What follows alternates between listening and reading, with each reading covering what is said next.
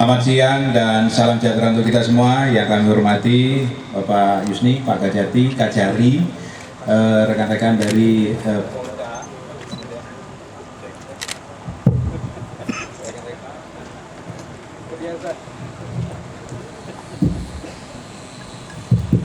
saya ulangi yang kami hormati Bapak Kajati, Bapak Kajari, kemudian Bapak dari Angkatan Laut, TNI AL, Pomal, kemudian dari Polda, kemudian dari Polda juga, dari Kodam, kemudian dari Lantamal, kemudian dari Ibu Karantina Pertanian, dan rekan-rekan Direktorat Jenderal Bea dan Cukai wilayah Sumatera Utara dan di beserta jajaran.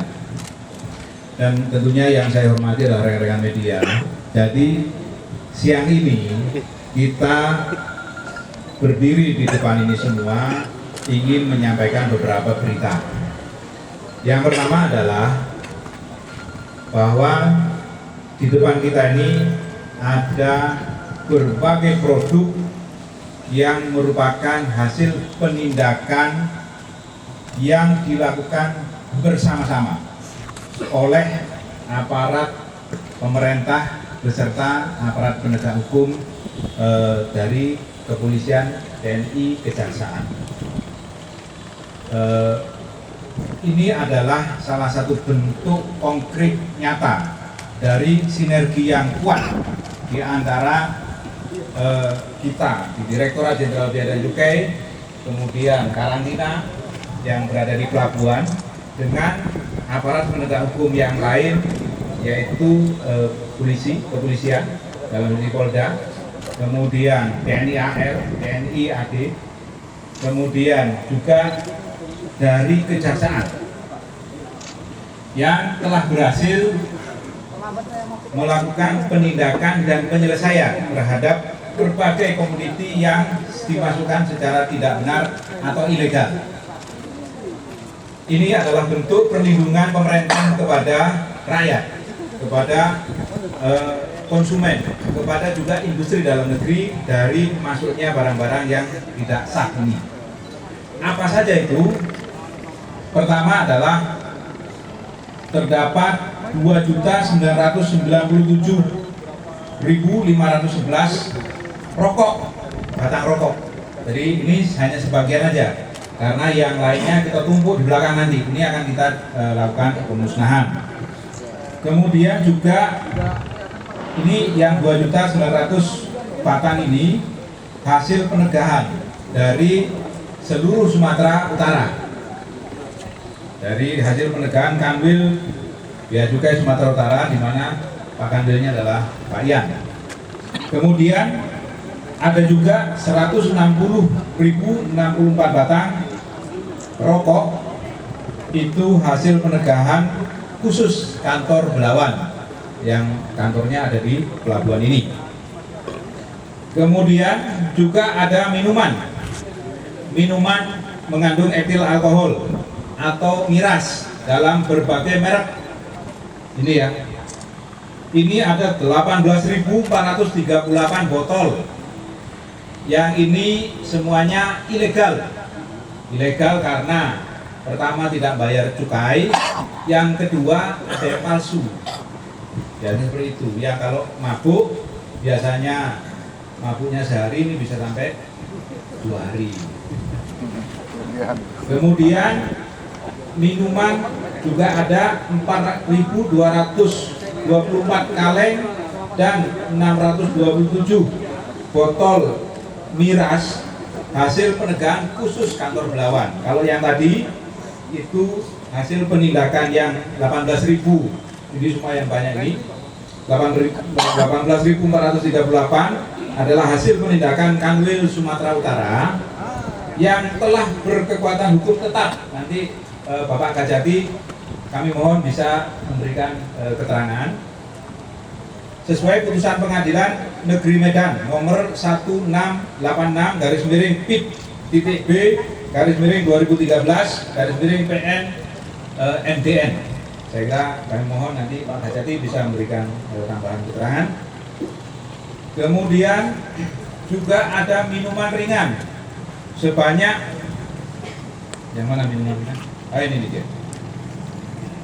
Ini minuman ringan sebanyak 2.827 krat sebagai hasil pelimpahan perkara dari Polres Serdang, Pak. Terima kasih dari rekan-rekan kepolisian yang telah koordinasi. Ini contoh konkret ya. Jadi kita dengan kepolisian bahu membahu dalam rangka melindungi masyarakat dan juga melindungi industri dalam negeri. Jadi minuman ada 2.800 krat sebagai pelimpahan perkara dari Polres Serdang kepada Bea Cukai Belawan. Kemudian juga ada obat-obatan. Mana obat-obatan? Di Pak mana Pak Kepala Kantor? Di ujung ini. Ini obat-obatan.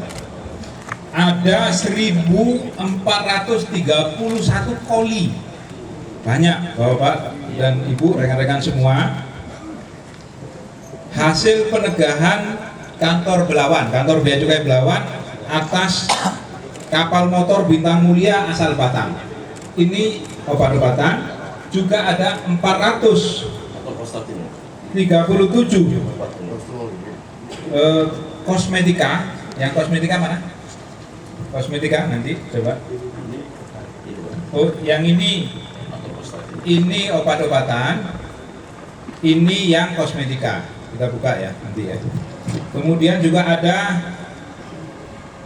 14 karton obat-obatan. Kartonnya nanti kita bisa lihat. Dan juga ada 3 box kosmetika. Ini lipstick dan ini Lipitor.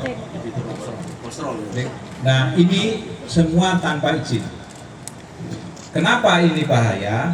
Karena kalau tanpa izin ini berarti tidak sah. Tidak sah kenapa? Bisa karena palsu.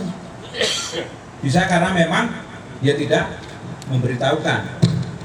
Kenapa kalau obat itu kalau palsu bahaya? Karena yang mempunyai penyakit menganggap dia sudah berobat, padahal sebenarnya obatnya tidak berfungsi atau tidak ada khasiatnya. Nah, ini bahaya. Ini semua tentunya sekali lagi adalah hasil daripada koordinasi yang bagus.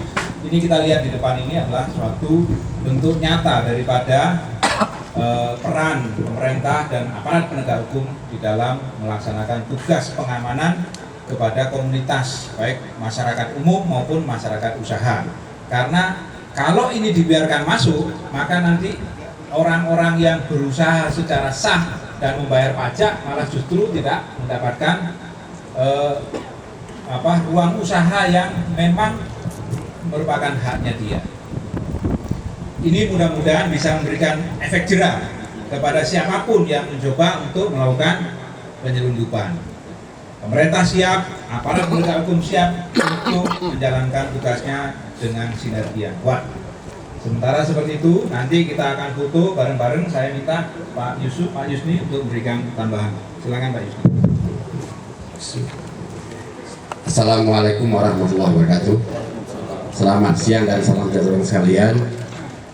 Yang kami hormati Bapak Dirjen Bea Cukai, Pak Heru, Bapak dari Forum Informasi Pimpinan Daerah, dari Polda, dari Angkatan Laut, dari Kodam, dari OAIRUT, dari karantina, bukan ibu karantina Bu ya, ibu tapi dari karantina Bu, ibu April ya Bu ya.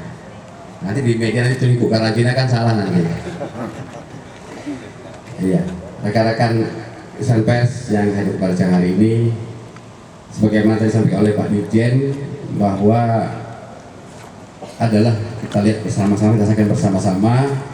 Tentunya ini baik itu hasil penegahan dari Bea Cukai maupun hasil putusan dari pengadilan yang ditangani oleh melalui Jaksa Penuntut Umum Kejaksaan Negeri Belawan, yang mana tadi sudah disampaikan juga jadi ya, jumlahnya 18.038 botol yang lembar ini terdiri dari 35 item ya, atas nama terpidana Palito F. Simangunsong ya,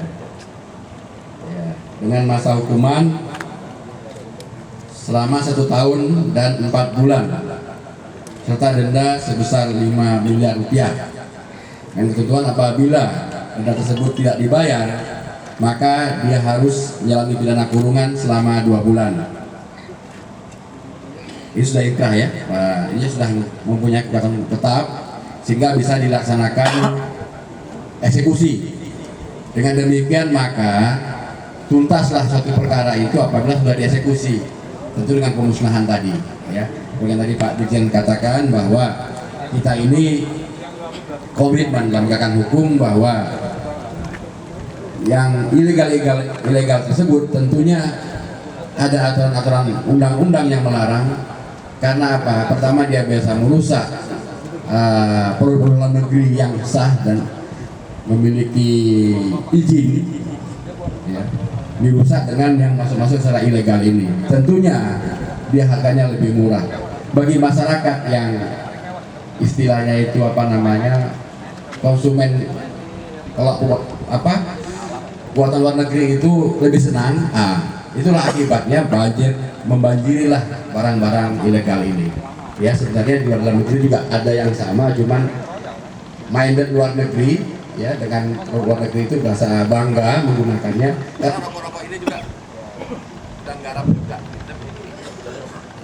Oh, gudang baru tuh. Biar gudang garam. Di sini juga ada, tapi ya lebih bagus jangan merokok lah memang. Saya kira mungkin dari saya Pak Dirjen seperti itu, karena waktu kita mungkin dari rekan-rekan yang lain ada yang menyampaikan dari Polda dan sebagainya. Saya akhiri, mungkin nanti ada tanya jawab bagi yang masing-masing nanti bidangnya akan bisa menjawab. Saya akhiri bagi Taufik Walhidayah. Wassalamualaikum warahmatullahi wabarakatuh. Selamat siang dan salam sejahtera sekalian.